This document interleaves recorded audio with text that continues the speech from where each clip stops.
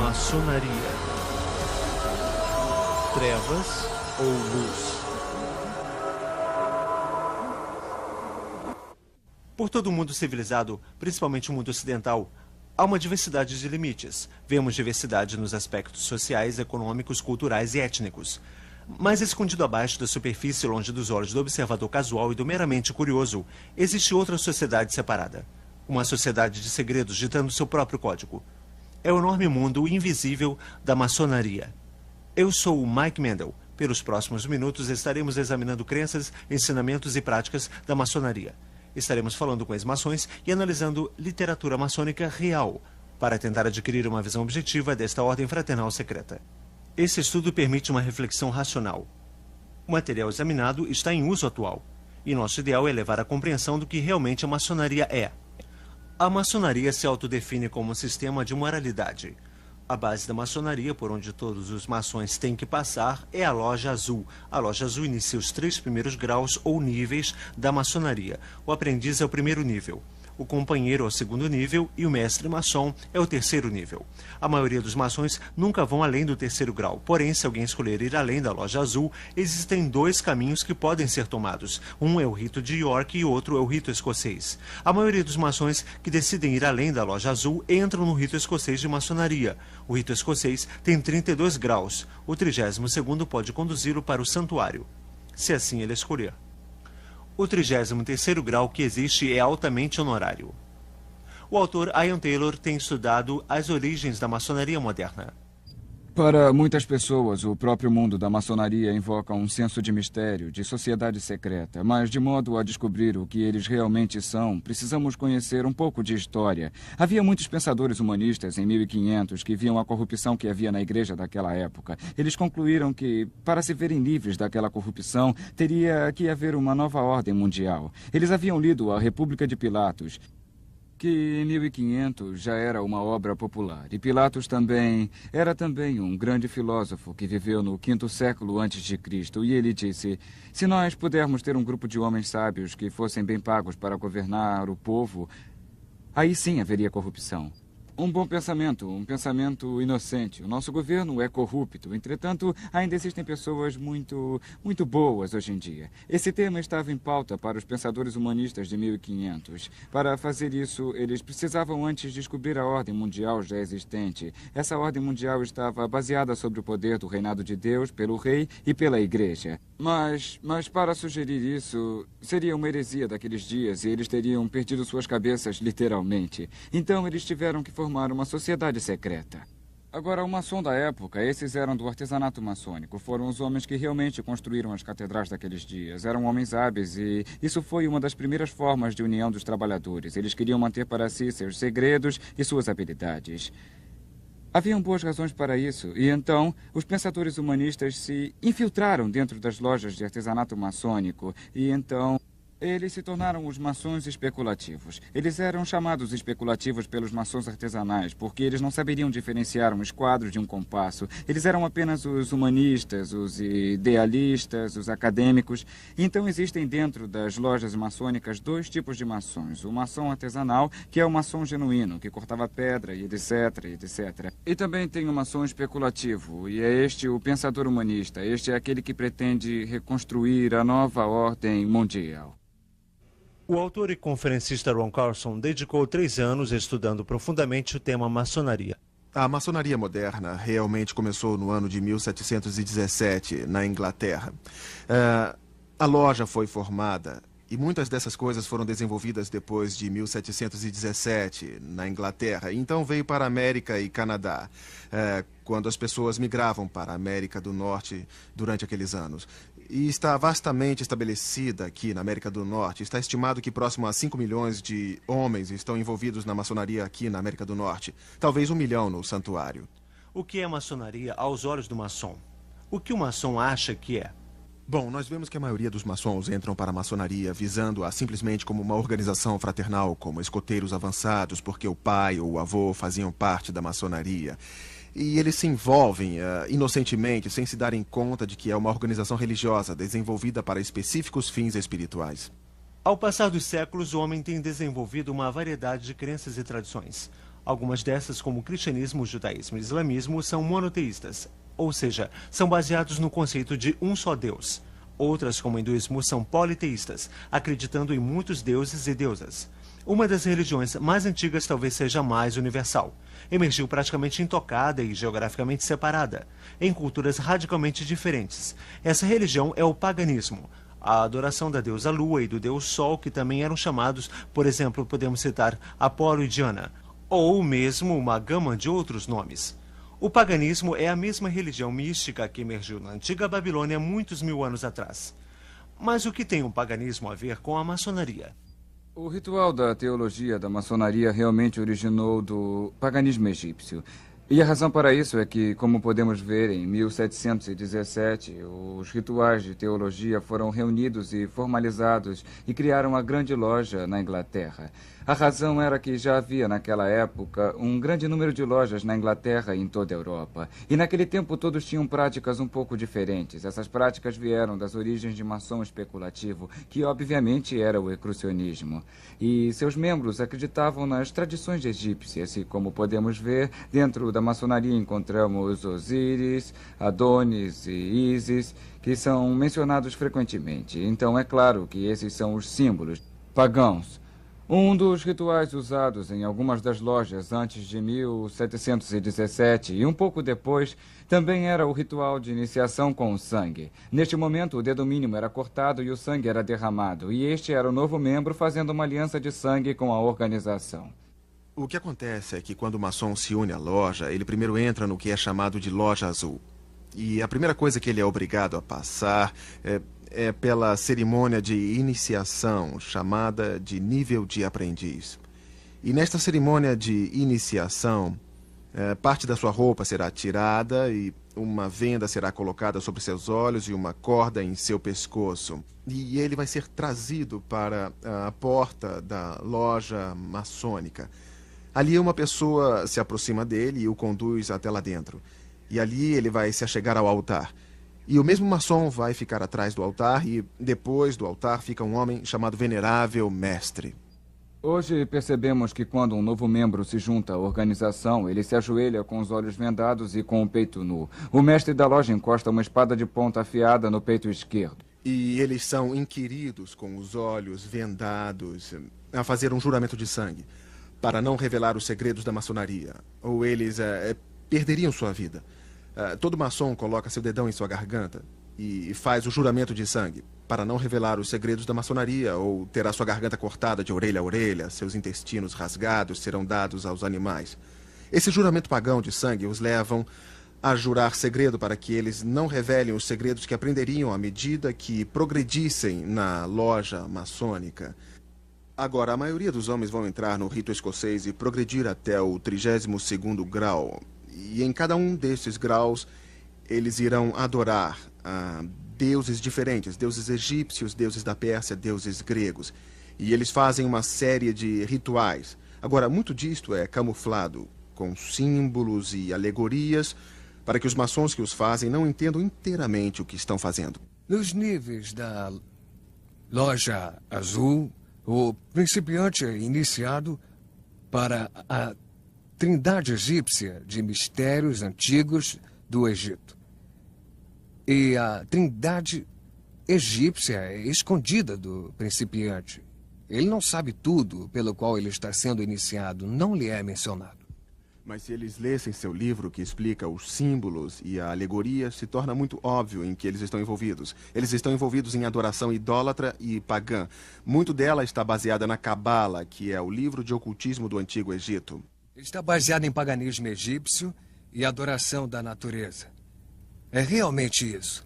Está baseada na adoração no poder regenerativo do macho e no poder regenerativo da fêmea. É o resultado. Qualquer historiador iria logo concordar que o paganismo era e é uma religião da natureza.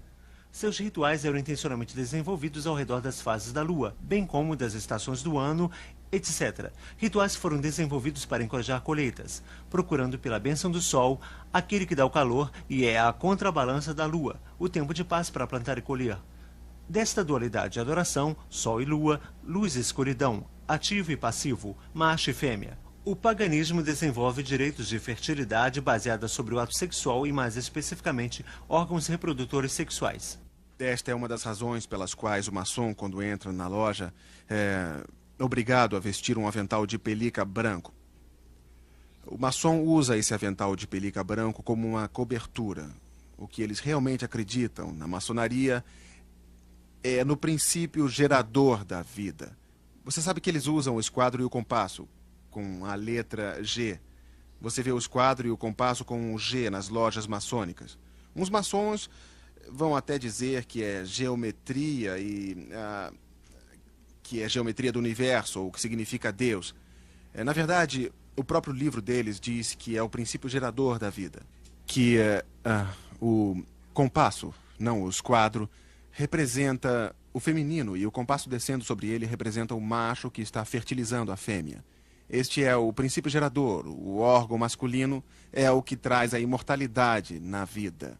Veja só, quando eles falam de imortalidade, eles estão falando sobre a recriação da vida através do ato sexual. E isso é o que eles estão cobrindo com o avental de pelica branco, e é por isso que a mulher nunca pode ser maçom. Ela não tem o princípio gerador da vida, por isso eles orgulhosamente usam em sua lapela o esquadro, o compasso e a letra G. A maçonaria usa símbolos pagãos egípcios com frequência, como podemos perceber, e um que vem em minha mente é o obelisco. O obelisco é um pilar de pedra alto, com base quadrada e o topo de pirâmide.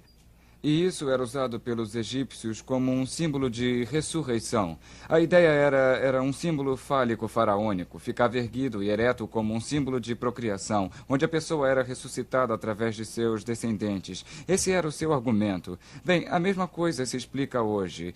Por exemplo, onde há um maçom enterrado, com frequência há um obelisco usado para marcar o túmulo. O Sr. John A. Macdonald, primeiro-ministro do Canadá, e George, o primeiro presidente dos Estados Unidos. Ambos tinham obeliscos em seus túmulos. Algumas vezes o obelisco tem o esquadro e o compasso para indicar com toda a firmeza de onde eles estão vindo. E é verdade mesmo? Parece incrível que maçonaria, esse sistema de moralidade, possa ser realmente paganismo, possivelmente bem disfarçado. O ponto dentro do círculo é um dos símbolos mais eminentes. O grão-mestre Albert Pike ensina em O Simbolismo da Maçonaria, página 353. O ponto dentro do círculo é derivado da adoração ao Sol, que é, na realidade, de origem fálica. É um símbolo do universo, Sol sendo representado pelo ponto, enquanto o círculo é o universo. Make afirma mais a fundo em seu manual da loja, página 56. O fálico era a imaginação do órgão gerador masculino. Era representado geralmente por uma coluna, que na sua base era rodeada por um círculo. O ponto dentro do círculo foi intencionado pelos antigos como uma espécie de poder fálico da natureza, o qual eles adoravam sob a forma única do ativo ou o princípio macho, mas do passivo ou o princípio da fêmea. O paganismo reconhecia e adorava esses poderes como a força criativa na natureza. Albert Pike era grã comandante do rito escocês em 1800. Do seu livro Morais e Dogmas, o Sol e a Lua representam dois grandes princípios ou geração, o ativo e o passivo, o macho e a fêmea. Ambos brilham sua luz sobre seus descendentes, a estrela brilhante ou Horus. Essas autoridades maçônicas concordavam que o simbolismo da maçonaria era ocultista e era derivado do paganismo. Os rituais ocultistas e o simbolismo que são centrais na maçonaria foram tremendamente significantes para mim. Pessoalmente, eu estive profundamente envolvido por muitos anos com bruxaria. A bruxaria é a religião do paganismo e a adoração do deus Sol e da deusa Lua em várias formas. Eu estive envolvido no ocultismo por 12 anos. Steve Warren nos fala de sua experiência. Quero dizer, eu estava constantemente todos os dias lendo, pesquisando, como também praticando artes como adivinhação, entrando em contato com os mortos através de médiuns, cartas de tarô, bola de cristal. E tudo que pode ser considerado ocultismo, eu estava envolvido. O simbolismo na própria bruxaria é muito grande. Muitos dos implementos usados têm significação em termos de elementos naturais, como Van representando o ar, Azor representando o fogo, Ácalis a água ou o pentagrama representando a terra. E esses seriam agrupados de várias maneiras para se tirar maior vantagem das forças espirituais que estão atuando por um tempo determinado. E era altamente ritualística, com mantos, e com desenhos ou círculos mágicos, com a invocação de deuses e para atender aos praticantes. E também, quase tudo que se fazia, mesmo que não fosse um ritual formal, sempre tinha algo a ver com um ritual. Mesmo que fosse rogar uma praga, sempre acendíamos velas, trazíamos os elementos e montávamos o altar. Alguns dos paralelos entre maçonaria e a bruxaria mostram que as similaridades não são possíveis sem que sejam coincidência. Similaridades em rituais, trabalhos e simbolismos que são tão parecidos que fica claro sugerir uma origem totalmente comum.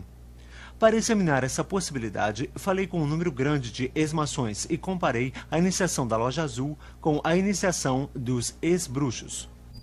Na iniciação da maçonaria, éramos recomendados por outro maçom. Para se juntar à seita, primeiro tínhamos que ser selecionados. Nós tínhamos que ser recomendados por alguém que já estivesse na bruxaria. Quando fui iniciado, meus olhos foram vendados. Me puseram uma corda e no peito me encostaram a ponta de uma espada.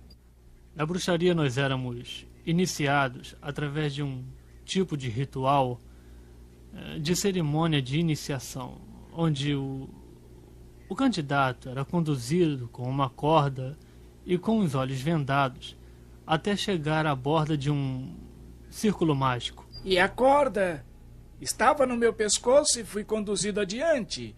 E na frente, no outro lado do prédio, ficava o venerável mestre. Me ajoelhei diante dele, como se ele fosse um deus.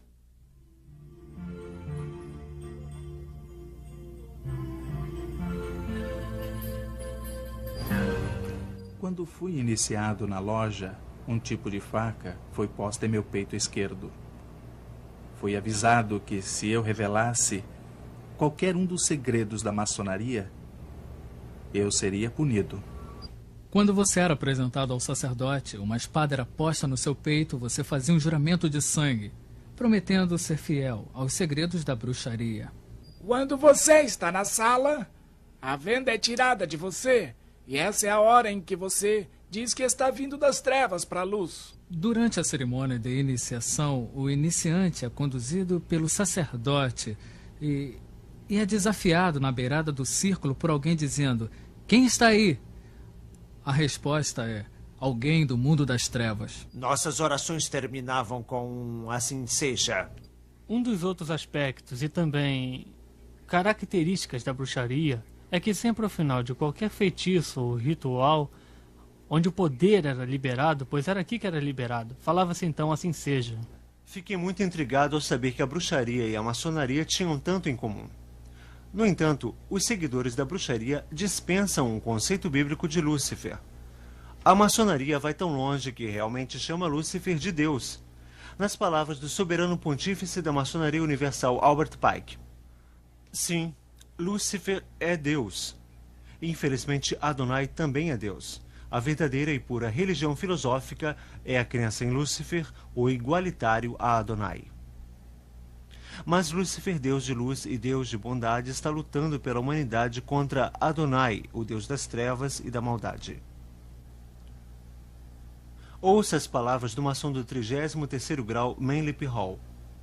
Quando o maçom descobrir que a chave do guerreiro é a correta aplicação do dínamo de força vivente, então ele aprenderá o mistério da sua arte. As forças agitadas de Lúcifer estão em suas mãos e antes que ele possa dar passos à frente e para cima, ele deve provar sua habilidade em aplicar essa energia.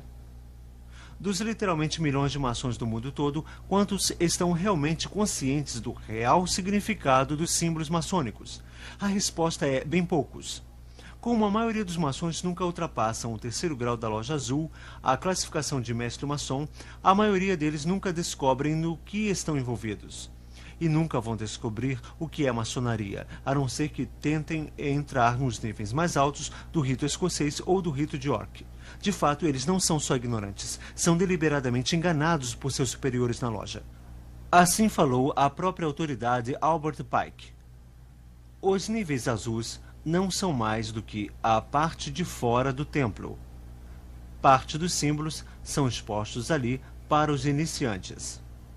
É intencional que eles não os entendam, mas é intencional que eles pensem que os entenderam.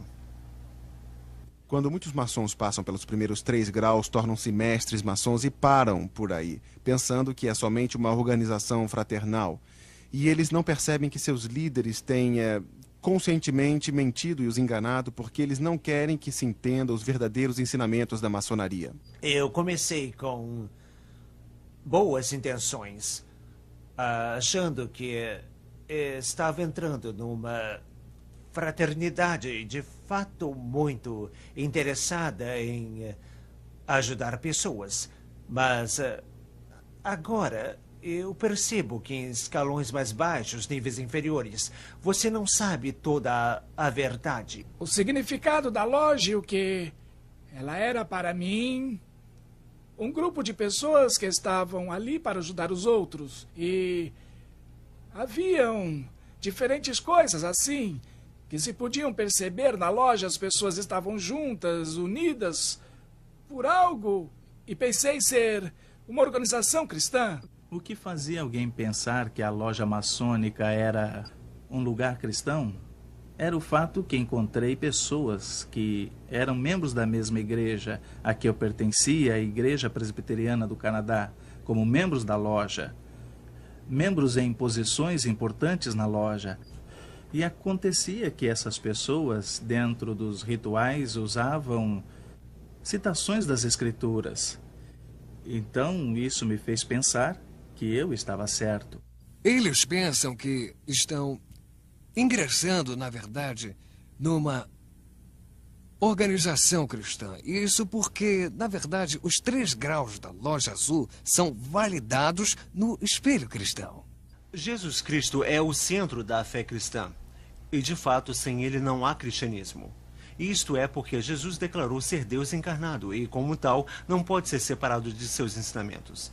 Ele não ensinou um sistema de moralidade para levar alguém a Deus. Ao contrário, ele disse ser o caminho ao Pai. Na maçonaria, qual é o ensinamento oficial sobre o Messias? Ouça de novo o soberano pontífice do rito escocês, Albert Pike. Ela reverencia todos os grandes reformadores. Ela vê em Moisés o doador da lei dos judeus, em Confúcio, Zoroastro, Jesus de Nazaré e no árabe iconoclasta grandes mestres de moralidade e eminentes reformadores, e nada mais. Em outras palavras, Jesus foi reduzido a um grande reformador. Nem um pouco diferente de Confúcio ou Zoroastro, mas a Bíblia diz claramente em Atos capítulo 4: em nenhum outro há salvação, porque também debaixo do céu nenhum outro nome há dado entre os homens pelo qual devemos ser salvos. A essência do cristianismo é que o homem é incapaz de salvar a si mesmo. Por esta razão, Deus mandou seu único filho para fazer expiação por nós, morrendo em uma cruz. Isso é tão diferente da forma de ensinar de Manly Hall em seu livro Chaves Perdidas da Maçonaria. O verdadeiro maçom não é preso a uma crença. Ele percebe com iluminação divina de sua loja que, como maçom, sua religião deve ser universal. Cristo, Buda, Maomé, o nome significa pouco, porque ele reconhece somente a luz e não o condutor.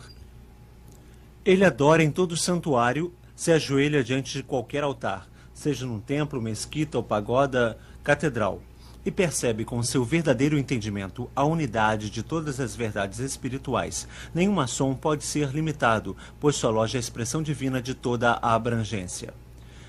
Nenhum maçom pode ser limitado, pois a sua loja é a expressão de toda a abrangência.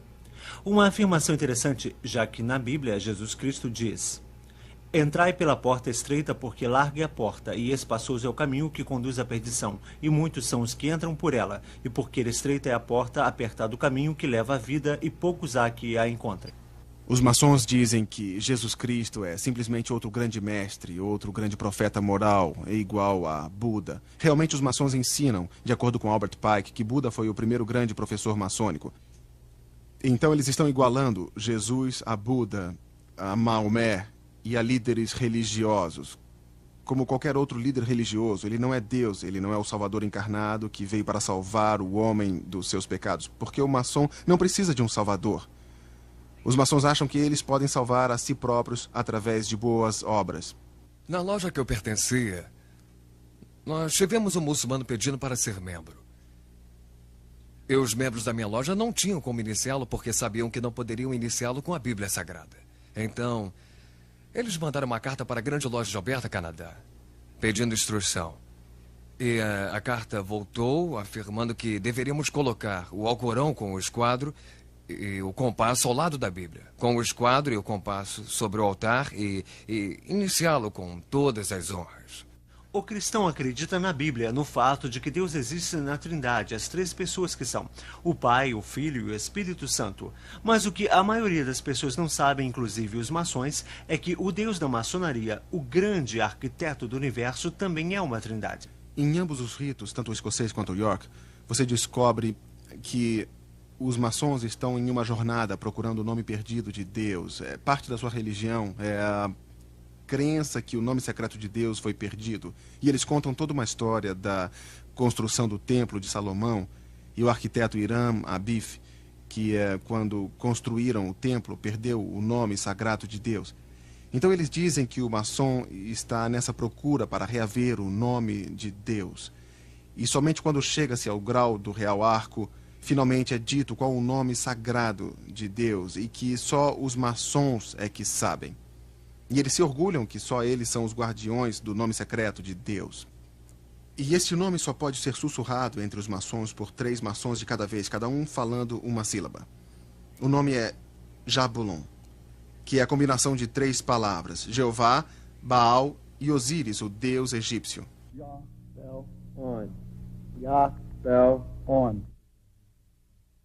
E o que o maçom está adorando na loja maçônica é um deus de 3 cabeças feito de Jeová, Baal, que foi o deus da fertilidade de Baalbac, no Líbano, e Osíris, deus sol egípcio, representado pelo símbolo fálico, que é a adoração sexual do Egito.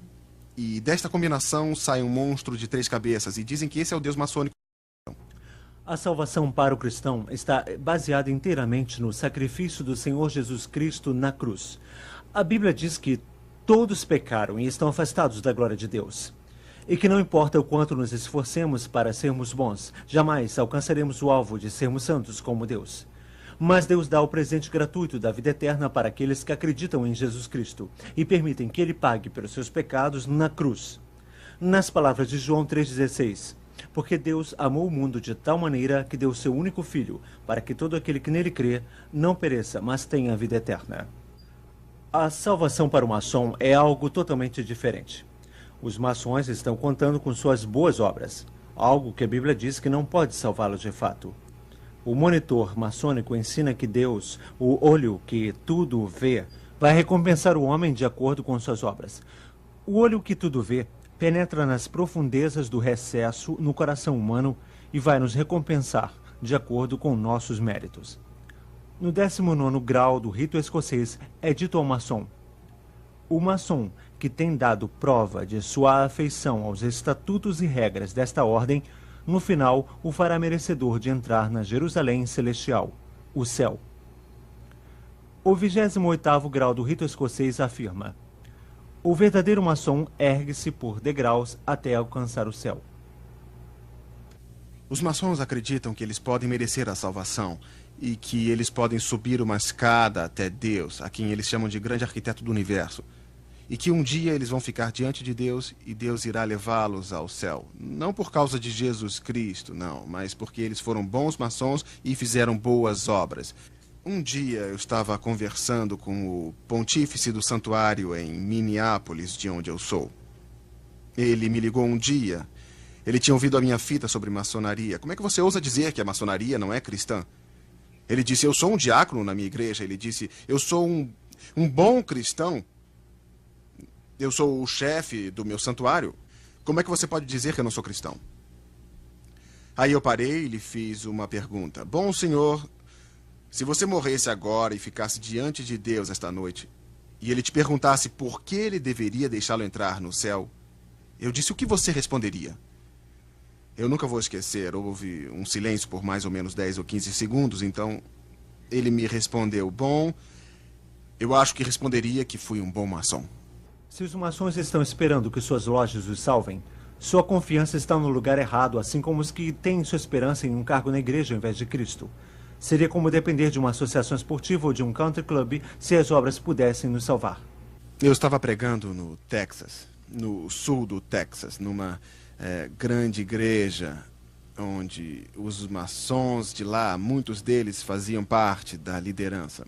E eles viram a minha fita na manhã que eu fui pregar e eles falaram: nós não sabemos por que estamos deixando você pregar. Você está criticando a maçonaria.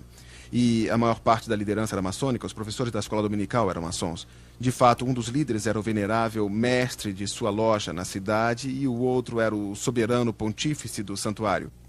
E eles vieram a mim depois do culto e eu disse: bom, vocês têm os livros, procurem seus próprios livros dentro do contexto, tudo o que eu falei. Eu dei a eles os capítulos, os números das páginas.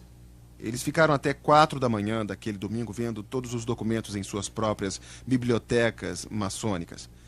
Eles voltaram na segunda de manhã e disseram: nós queremos que você saiba, Ron, que todos nós resignamos da loja a noite passada.